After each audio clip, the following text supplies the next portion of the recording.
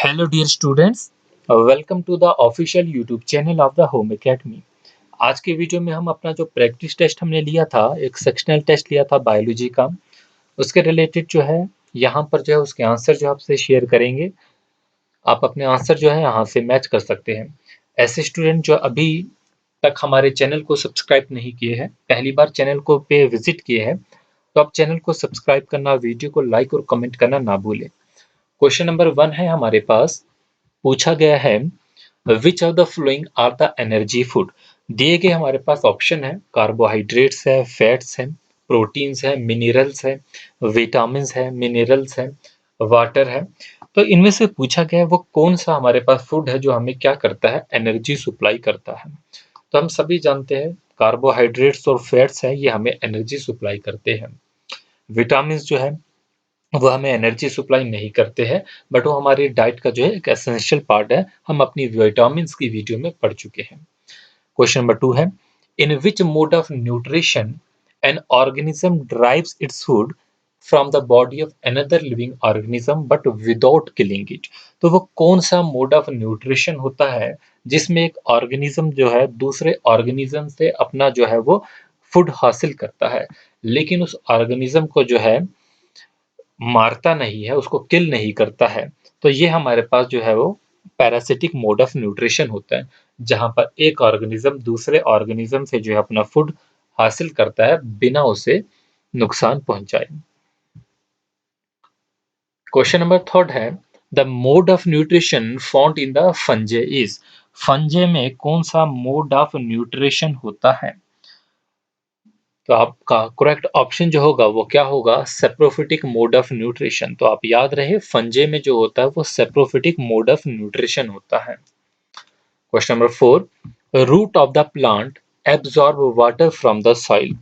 Roots जो होती है प्लांट्स की वो एब्जॉर्ब करती है वाटर, कहाँ से एब्जॉर्ब करती है, सॉइल से करती है, थ्रू द प्रोसेस ऑफ, किस प्रोसेस से जो है वो वाटर को जो है वो एब्जॉर्ब करती है। तो हम सभी जानते हैं क्वेश्चन नंबर 4 का जो करेक्ट ऑप्शन होगा वो आपका ऑस्मोसिस होगा, सी ऑप्शन जो होगा वो करेक्ट होगा।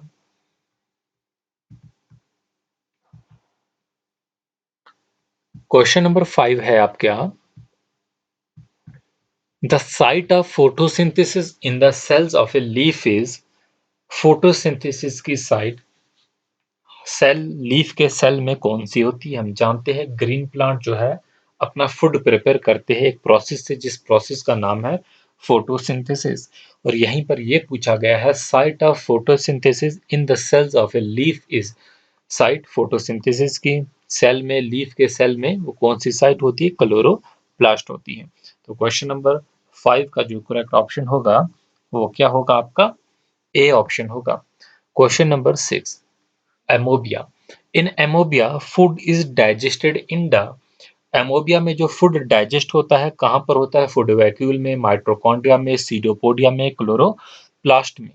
तो यहाँ पर है, टी लगाना भूल गए, क्लोरोप्लास्ट है। तो एमोबिया में जो फूड डाइजेस्टेड होता है वो फूड वैक्यूल के थ्रू जो है फूड डाइजेस्ट होता है। तो क्वेश्चन नंबर 6 का ऑप्शन जो होगा वो ए होगा। क्वेश्चन नंबर 7 की तरफ चलेंगे।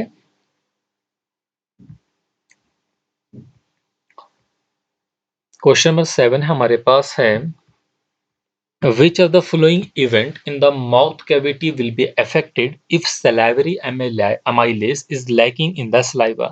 तो पूछा गया है which of the following event in the mouth cavity will be affected if salivary amylase is lacking in the saliva? अगर सलाइवरी एमाइलेस में सलाइवा नहीं हो, उसमें कमी हो सलाइवा की, तो माउथ कैविटी में जो कौन सा इवेंट होता है जिसपे इफेक्ट होगा? तो हम जानते हैं माउथ में जो स्टार्च होते हैं वो ब्रेक डाउन होती है इनटू द शुगर, तो ये इसी पे जो है वो इफेक्ट होगा। तो ऑप्शन नंबर जो होगा वो ए जो है 7 का करेक्ट होगा। क्वेश्चन नंबर 8 होगा, which region of the elementary kanal absorb the digested food. तो कौन सा वो रीजन है एलिमेंट्री कनाल का जहां पर जो है वो एब्जॉर्ब होता है digested food? Which region of the alimentary canal absorb the digested food? हमने अपने डाइजेशन के प्रोसेस में पढ़ा था स्मॉल इंटेस्टाइन के बारे में, जहां पर जो है वो जो है डाइजेस्टेड फूड जो है वो एब्जॉर्ब हो जाता है।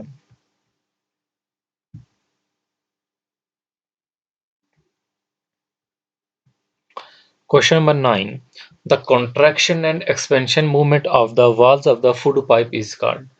Contraction and expansion movement of the walls of the food pipe is called. इस मूवमेंट के बारे में हमने डाइजेशन में अच्छे से पढ़ा है।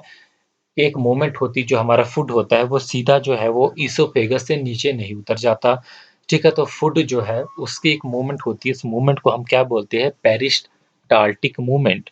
सो द कंट्रक्शन उस मूवमेंट में क्या होता है, फूड पाइप में जो होता है इस तरीके से कंट्रक्शन एक्सपेंशन होती रहती है कि यहाँ पर एक्सपेंड हो जाएगी तो यहाँ पर कंट्रैक्ट हो जाएगी पाइप। इस तरीके से चलता रहता है जो फूड नीचे उतरता है फूड पाइप के through. So the contraction and expansion movement of the walls of the food pipe is called, उसे हम क्या कहते हैं, पेरिस्टाल्टिक मूवमेंट कहते हैं। क्वेश्चन नंबर जो है वो 10 है। What are the product obtained by anaerobic respiration in the plants? Anaerobic respiration की जो हमने बात की है, प्लांट्स में एनारोबिक रेस्पिरेशन होती है तो उसमें जो हमारे पास प्रोडक्ट मिलता है वो प्रोडक्ट कौन सा है। कार्बन डाइऑक्साइड जो है ये तो हम जानते ही है कि ये मिलता ही मिलता है। तो इसके अलावा एनर्जी और इथानॉल जो है हमें मिलता है। Ethanol, carbon dioxide and energy मिलती है एनारोबिक रेस्पिरेशन में प्लांट्स से। क्वेश्चन नंबर 11 है, the break down of the pyruvate to give carbon dioxide water and energy take place in. Break down pyruvate का to give carbon dioxide water and energy it take place in. तो यहाँ पर पूछा जो गया है वो क्या है, पायरुवेट जो है ये कार्बन डाइऑक्साइड और वाटर और एनर्जी देता है।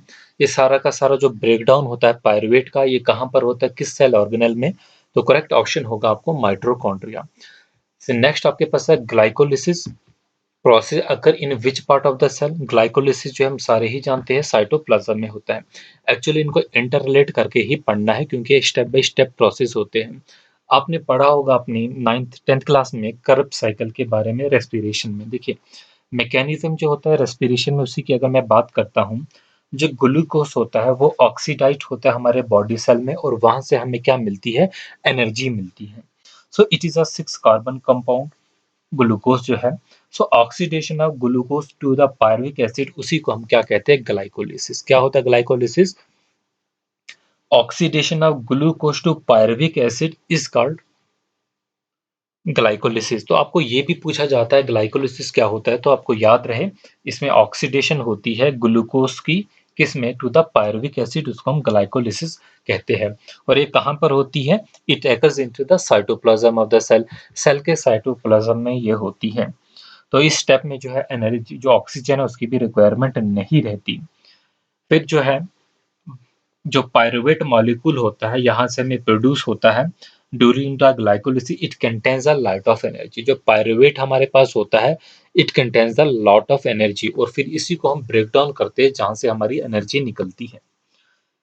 और ये एनर्जी कितनी रिलीज करता है ये भी पूछा जाता है। So the fate of pyruvic acid is determined by the presence of the absence of the oxygen.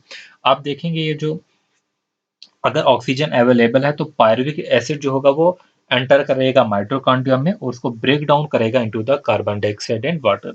So the process occurring inside the mitochondria is called the Krebs cycle. और Krebs cycle में 38 ATP energy release होती है। तो ये question जो है account assistant के paper में पूछा गया था 2014 में कि कितनी एनर्जी रिलीज होती है, कितने NADPH रिलीज होते हैं। तो यहाँ पर याद रखेंगे आपको।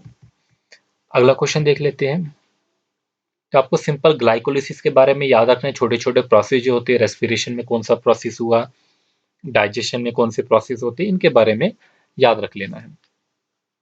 अगला क्वेश्चन जो है क्वेश्चन नंबर 13 है, name the pores in a leaf through which the respiration of gases take place.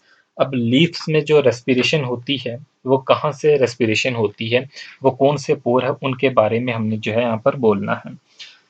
ठीक है, तो आप देखिए लीव्स का अगर आप स्ट्रक्चर देखेंगे तो उनके लीव्स में जो है स्टोमेटा होते हैं जो कि पोर्स होते हैं, इस टाइप के छोटे छोटे पोर्स होते हैं लीफ में, जहाँ से जो है लीफ जो है वो रेस्पायर करता है, पूरा का पूरा प्लांट जो है वहाँ पर रेस्पिरेटरी गैसेस का एक्सचेंज होता है। क्वेश्चन नंबर 14 है, the movement of food in the phloem is called. Movement of food in the phloem is called, उसे हम क्या कहते हैं? ट्रांसलोकेशन कहते हैं। क्वेश्चन नंबर 14 का जो होगा वो करेक्ट आंसर जो होगा वो आंसर नंबर बी होगा। तो मूवमेंट जो होती है फूड पूरी फ्लोएम में जो है हमने पढ़े थे टिश्यूज, मल्टीपल चॉइस क्वेश्चन में ही कवर किए थे। तो जो मूवमेंट होता है फूड का फ्लोएम में उसे हम ट्रांसलोकेशन कहते हैं। और वाटर जो है मूव करता है जाइलम के थ्रू। क्वेश्चन नंबर 15 है, a blood vessel which pumps the blood from the heart to the entire body, उसे हम क्या कहते हैं? उसे हम आर्टरी कहते हैं। क्वेश्चन नंबर 15 का जो होगा आपका करेक्ट आंसर जो होगा वो क्या होगा? आर्टरी होगा। Question number 16, name the circulatory fluid in the human body other than blood. तो हम ब्लड का स्ट्रक्चर जो है वो अच्छे से पढ़े थे, पूरा ब्लड के बारे में हमने पढ़ा था कि ब्लड क्या होता है। उसमें हमने जो है ब्लड में ये भी पढ़ा है कि ब्लड प्लेटलेट्स, आरबीसीज, लिम्फ, ये सारे के बारे में जो चीज़ें पढ़ी है। तो वो पूछा गया है name a circulatory fluid in the human body other than blood. वो एक और सर्कुलेटरी फ्लूइड जो है वो लिम्फ है। तो याद रखेंगे लिम्फ जो है वो दूसरा सर्कुलेटरी फ्लूइड है जो कि ह्यूमन बॉडी में जो है वो पाया जाता है ब्लड के अलावा। Question number 17, name the tube which connect the kidneys to the urinary bladder. तो हमने किडनी का स्ट्रक्चर, एक्सक्रीशन पूरा का पूरा पढ़ लिया, अच्छे से मैंने आपको पढ़ाया है। तो यहाँ पर सिंपल सा क्वेश्चन पूछा है, name the tube which connect kidney to the urinary bladder. तो हमारा आंसर जो होगा वो क्या होगा? यूरिटर। तो क्वेश्चन नंबर 17 का आंसर जो होगा वो डी होगा। Question number 18, which part of the nephron allows the selective reabsorption of useful substance like glucose, amino acids, salt and water into the blood capillary। तो हमने ये भी अच्छे से पढ़ा है, नेफ्रॉन के बारे में भी पूरा का पूरा स्ट्रक्चर अच्छे से मैंने समझाया आपको, एक्सक्रीशन। तो क्वेश्चन नंबर 19 का जो करेक्ट ऑप्शन होगा वो डी होगा।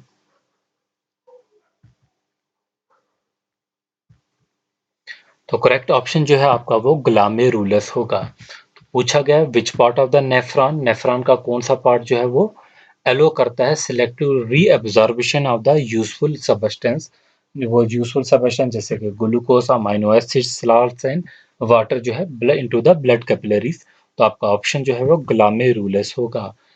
क्वेश्चन नंबर 18 का ऑप्शन बी होगा। क्वेश्चन नंबर 19 है, where is the dirty blood in our body filtered. तो हम सभी जानते हैं वो जो फिल्ट्रेशन है, वो फिल्ट्रेशन का काम जो है वो कौन करता है? तो करेक्ट ऑप्शन जो होगा आपका वो किडनी होगा। जो किडनी है वो ब्लड को हमारे फिल्टर करती है। तो इसमें हार्ट नहीं होगा, लंग्स नहीं होगा, यूरेटर नहीं होगा। Question number 20, which is the correct sequence of the body parts in the human elementary कनाल। तो यहाँ पर करेक्ट सीक्वेंस पूछी गई है।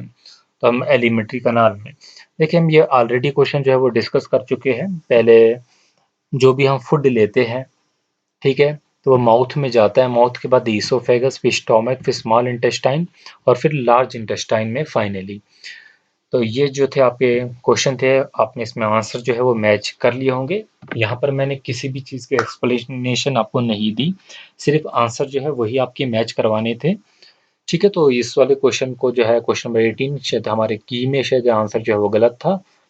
ठीक है, ये जो है इसको ठीक कर लेना, इसका ग्लामेरुलस होगा, यूरेटर नहीं होगा, ये तो इसका पार्ट नहीं है।